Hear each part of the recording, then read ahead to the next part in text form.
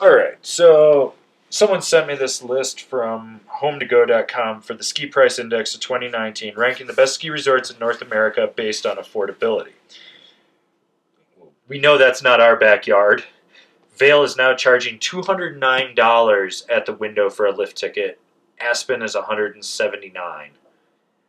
I mean, I like that's absurd. that's insane. Like who? But that's why you should be buying season passes. Yeah, that's why you should buy season pass. But like, who? Nobody can afford that. No, I mean, Like, I think the sticker shock of the season ridiculous. pass is what scares people away. But Yeah, they should be looking at the sticker shock of a lift ticket. yeah. A But- daily pass is $200. Yeah. That's insane. But it was pretty. The list was pretty interesting. They had so Sugar Bowl in California has the cheapest rental prices.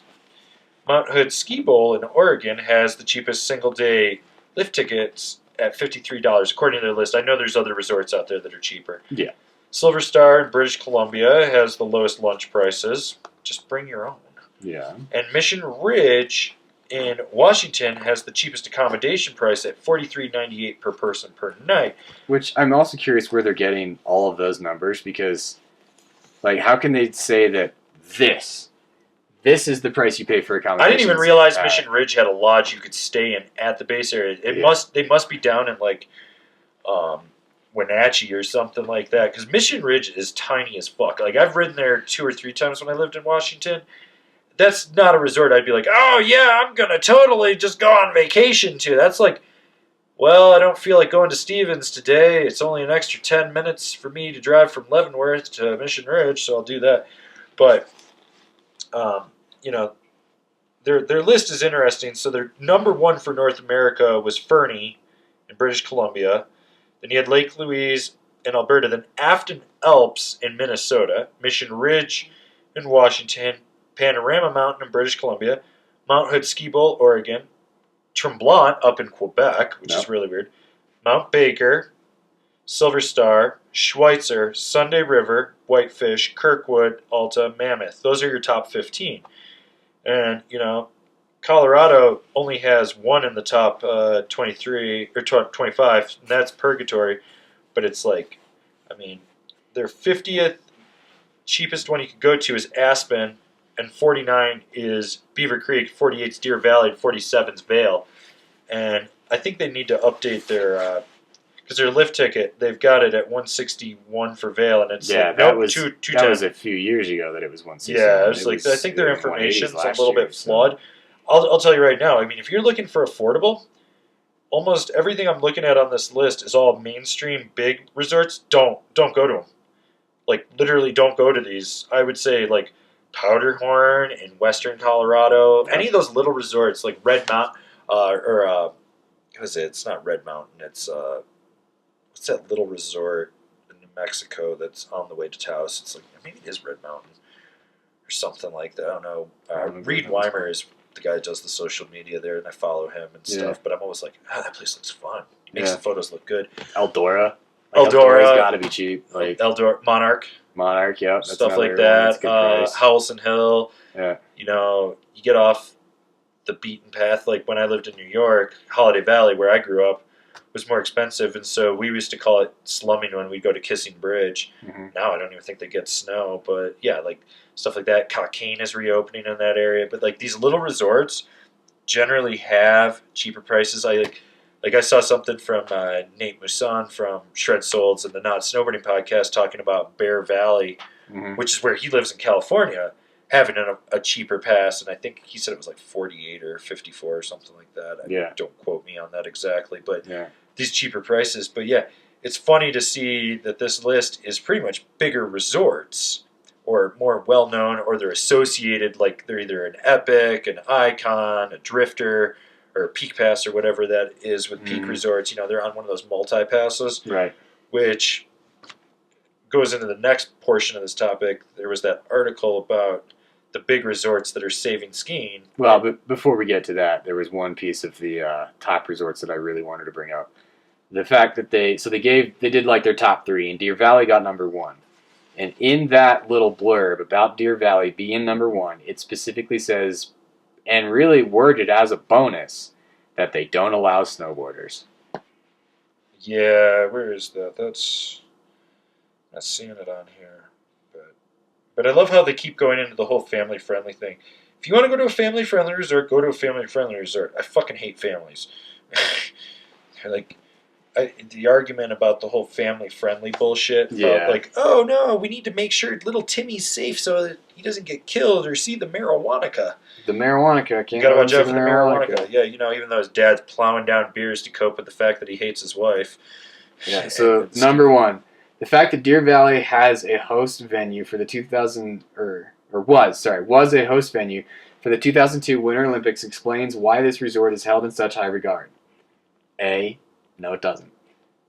It just doesn't. Let's see. It's a skier's paradise and is one of the few resorts in the USA that actually bans snowboarders, with an exclamation point at the end of that. Like, go fuck yourself. Yeah, you do realize snowboarding saved the ski industry, right? Yeah. That happened. Yeah. That's pretty much indisputable at this point. Which I find it funny that Salt Lake is going to get the next Winter Games, or one of the next Winter Olympics again, because no other city wants it. Right, because it costs too much money and IOC keeps all of the benefit from it. They do. Yeah. And then you're stuck with that burden. I get, what was it? Was it Calgary or something had just paid off like the 88 or something Winter Games? Like they just paid it off. I believe it, yeah. I mean, look at the billions that they shoved into Sochi. That, like, to make a village that's empty. It's completely empty and it's just going to be decrepit and fall apart after this. Like, well, yeah, because they cut every corner they could. Yeah, well, there's that. But, like, there was nothing out there. So suddenly having the Olympics up there is not going to suddenly make that place livable and make more people live there. Like, that doesn't make any sense. So, I mean, I guess that's the one benefit that Utah's got for bringing the Olympics back is they already have all the infrastructure for it. Well, yeah, they may have to renovate some of it, but they've already got the infrastructure for it from 2 decades ago. Well, it was funny because Denver was looking at it. Yeah. And the way that they proposed it wasn't like one specific area. So what they were going to do was slope and pipe at Breck, ski racing at Birds of Prey at Beaver Creek. The jumping and moguls were going to be up in Steamboat. They were going to spread it across the state. Right. And which would divert all the people across, which I was really hoping they would do that because I would fucking Airbnb the shit out of this place. I'd be like, whatever, $2,000 a night, $3,000 a night for Breckenridge. But yeah, it was absurd, like how they were going to do it. And I've got friends in Utah that are like, God, we don't want the Olympics again. And Nobody wants No one does. It's so fucking mind-blowing. Like, that should never be a catalyst to, like, be like, well, they hosted the Winter Games. I'll be like, they were stupid enough to give the IOC a ton of money. Yeah. That's what it was. Like, they bought into a corrupt organization. Extremely corrupt. In hopes of recouping some of that money off the tourism dollars. Unfortunately, you end up with all this infrastructure. Like, if you've ever been to one of the places that hosted the Olympics, you end up seeing all this stuff that they don't use, like the ski jumping and everything that they make. It's just sitting there rotting away. So that should never be an indicator of how great a place is, let alone if they don't allow snowboarding, they suck.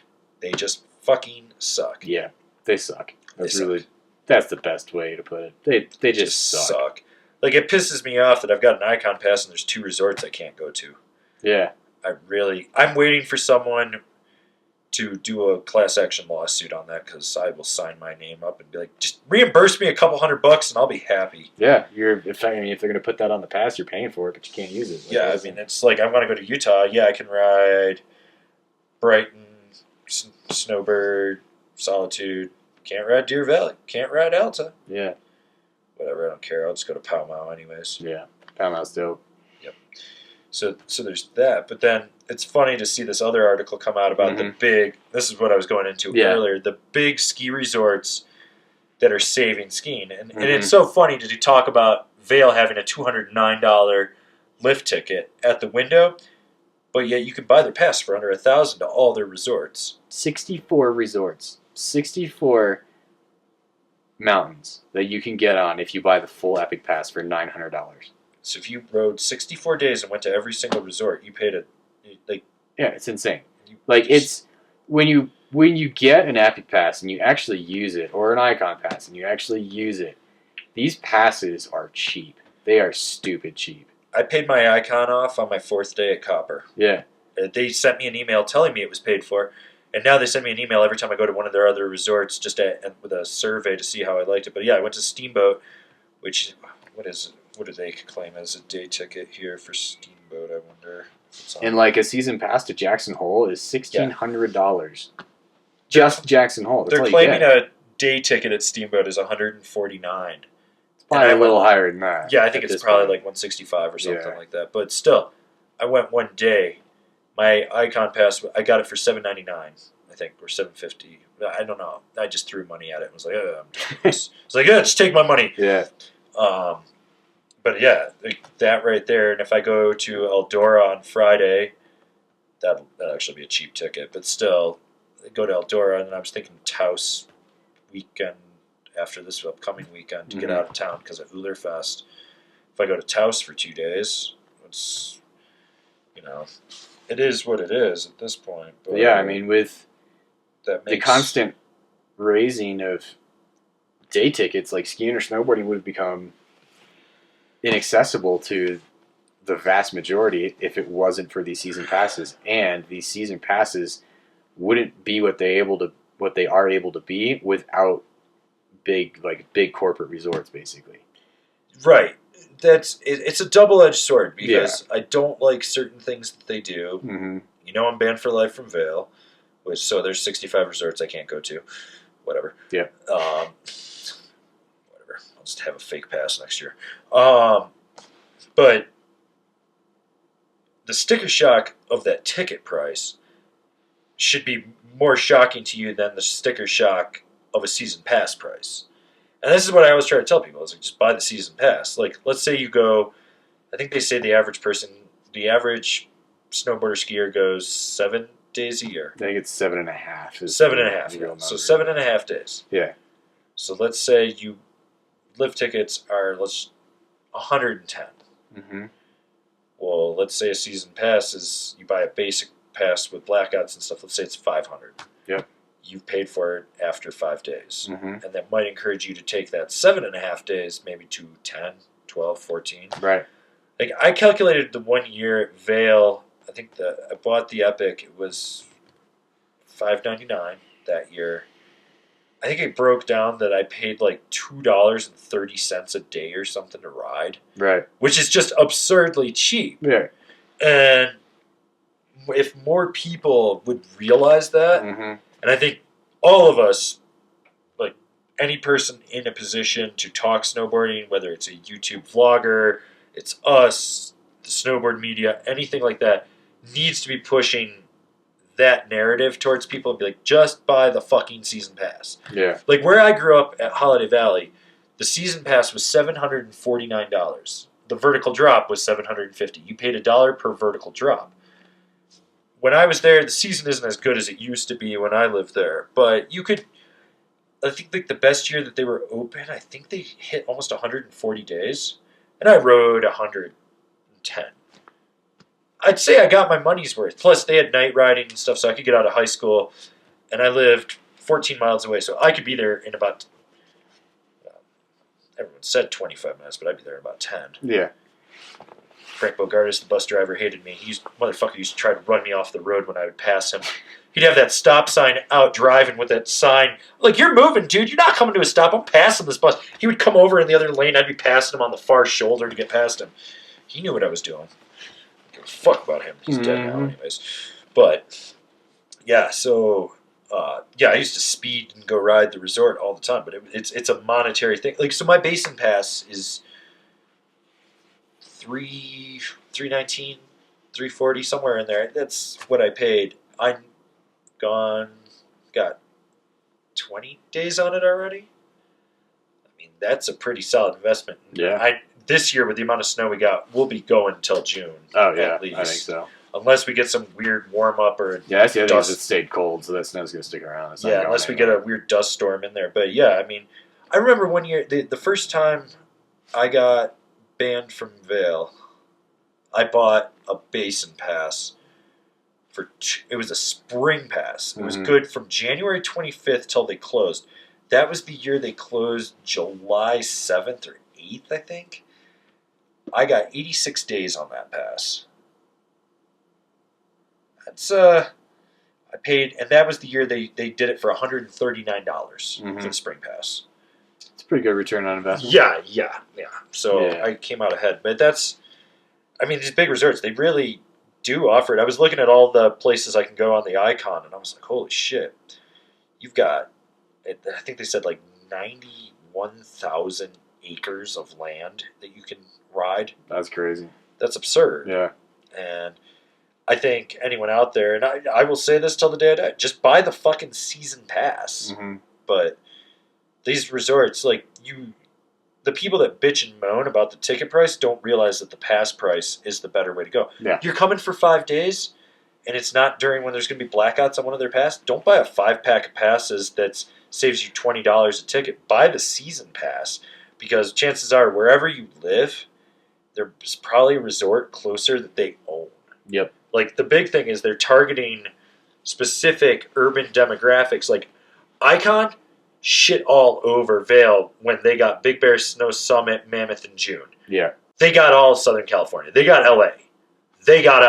Like, and especially because you can fly from LA to Mammoth. Yep. And those tickets are like $69 Yeah, plane it's ticket. cheap It's cheap. Yeah. It's cheaper than, and it's quicker than driving. You're there in 41 minutes is what the flight is. So you're like up, you're down, and that makes so much sense. But then you go and you look at Epic and what they got in Vermont and why they did it, and the Midwest. Mm-hmm. Central hubs to get to Denver. Those are places that can fly. They have direct flights to Denver because Colorado's their flagship area. Right. And everyone's playing that demographic game. Like, I mean, yeah, Vail got Stevens, but Icon, Alterra got Summit at Snoqualmie and Crystal and Cypress right there. So, but then Epic's got Whistler Blackcomb. Yeah. So you look at it, but it's all demographics game. Mm-hmm. And if you're willing to travel for it and you're smart, you know where to look to save on prices and lodging and whatnot, you can make it a travel pass. Like I was telling when I went to go get the car in New Jersey, I was talking to my friends Kevin and Heidi, and I was like, why don't you guys just get an Icon pass? I was like, you're firefighters, you do 24 on, then you do 72 off. Like, you can time travel pass. Yeah, it's a travel pass for Yeah. you. You can set yourself up to fly in, travel, do what you need to Mm-hmm. do, get where you need to be. And that's the other thing is like for anyone that's traveling, it's like, well, I don't go 100 days a year. I don't even go 30 days a year. But you want to get the goods. Buy one of these passes, whether it's the Epic or the Icon, because if you have the ability to travel for good snow, you can do it. Like, Mm-hmm. I caught myself looking at tickets to Japan just to go to Niseko. I was like, well, they're getting snow. I can just buy a lift ticket, or I can just buy a plane ticket and go, and it makes it worth it. So I think, yeah, they really are. I mean, but then there's that whole blowback on the cultural side of things. Right. Then you end up with the big corporate people running what used to be a small culture. And you get some dumbing down. You get people, which the one that I found in the article that everybody was apparently complaining about is over grooming, which, and maybe my memory is not good enough, but I don't really remember much more grooming now than there was 10 years ago. So I don't know. I think it's better. Yeah. I think equipment has gotten better. Yeah. So, but I mean, when I think about over grooming, like today we were at Copper, the runs that should have been groomed were groomed. But you saw how many moguls were all over an uneven terrain and shit. And yeah. I was like, it's not like they're plowing through yeah. uneven terrain and doing that. I mean, there's still plenty of not groomed terrain out there. Like, I don't know where that argument's coming from. You're right. But yeah, I mean, there's the. I don't know. I mean, honestly, like, I can't really come up with. I mean, I can come up with plenty, but not from the consumer side. And I mean, ski food has always been expensive. When you buy food at the lodge, it's always been expensive. That's like a 400% markup for them because it's nothing but profit at that point for them because you're a captive audience. And it's always been that way. Yeah, it's the same thing as going to the movies. Like, you're a captive audience. You're there. And you can't go anywhere else. Yeah. There's that. So, the one that pisses me off is paid parking. I guess, yeah, that's a huge one. Yeah, the full fact that, I mean, Breck is probably going to be moving to full paid parking relatively soon. Keystone's moving that direction. They added a lot that used to be free is now paid parking. Copper added a new lot and made it paid parking, and they upped their price. Yeah. Like last year, you could buy the basic parking pass for 110, or you could buy the advanced parking pass, which I had the advanced parking pass, which was almost 200, but you could park at every lot except for the one by the coaster right next to the flyer. Mm-hmm. So you could park anywhere there. This year, the basic parking pass is 175, but you can have 2 cars on it. So I'm like, okay, that's cool. But you can't have both cars there at the same time or you get a ticket. Mm. And I was like, okay. Otherwise, then the more advanced parking pass, I think I was told it was like 3 something. Dang. And I was like, Jesus. Yeah. Like, it's not worth that much to me. Unless I was like a Saturday rider, then I would consider it. But I mean, that's half the reason I don't even go to Vail. Is because you can't park anywhere for free. No, the cheapest you can park is $25. Yeah. And the other thing is Beaver Creek's always emptier, and it's only 10 minutes more down the road, and I can park relatively close to the actual mountain for $10. Yeah. So, or you can park in the free lot. or you can, yeah, they still have one free lot. Yeah. Like, yeah, Vail doesn't. Vail does not have a free lot anywhere. No, and That's Basin's going to be doing paid parking on the weekends for the main lot. The main right? lot, 100 spots. But like Eldora tried to do it, and Eldora's just a tiny rinky-dink mountain, and it was $20. Oh, come on! And they were like That's trying to never do gonna it. So fly. now what they're doing is if you have three or more people in the car, you can park in the one lot closer to the mountain. Mm-hmm. So it's encouraging carpooling, which is what it should be. But this whole that's good. This paid parking, like you're already gouging them so many different ways. Yeah, the paid parking thing. That's a good point. That one sucks. That's not one that that one's aggravating. Now, if they started charging for like the drinking fountain and shit, I'd be like, what the fuck are you people doing? Oh man, if they start charging for water fountains, then that's You bad. got to pay to use the toilet. Yeah. Going back to the 1960s. Well, that's just Europe too.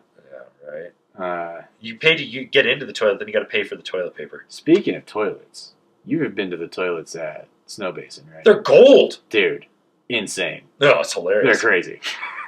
Right. Anyways, little side note for everybody. Yeah, if you're ever at Snow Basin, go look at the gold toilets. Yeah. That's courtesy of the '98 Winter Games. Mm-hmm. Or was that? No, it was 2002. 2002. Was it 2002? Yeah, that's the Utah one. Yeah, that's right. It's 2002. 98 was Nagano. Yep. Still, fucking ridiculous. Gold Yeah. toilets. I don't know how I feel about that. Well, I do, but it's just... I love it. It's kind of funny. It's ridiculous. It makes total sense. So yeah, big resorts, big companies. I think weighing everything together, I think it's good for the industry. Oh, yeah. So There's not a doubt in my mind. you can bitch and moan about it all you want. You can say it was better when everybody was locally owned, but... Well, what I think is funny is watching A Basin expand this year. Mm-hmm. So they got a whole new chair, new terrain. It's like 300-something acres. And all the people are like, the legend's dead. This place is awful. I'll tell you what, I rolled up on a fucking powder day and they had that thing open. I got untracked powder lines at 11:30 in the morning on the front side off the pally chair. And I was like, wouldn't be getting that normally like this. Mm-hmm. So it really... It's solid. And I mean, and I'm not saying like it was dead there. The main lot was full. I had to park in the overflow lot. And that, even then, we had to find a parking spot up there. That was a pain in the dick. So, yeah. I don't really get what people are complaining about. You're getting more terrain, better amenities.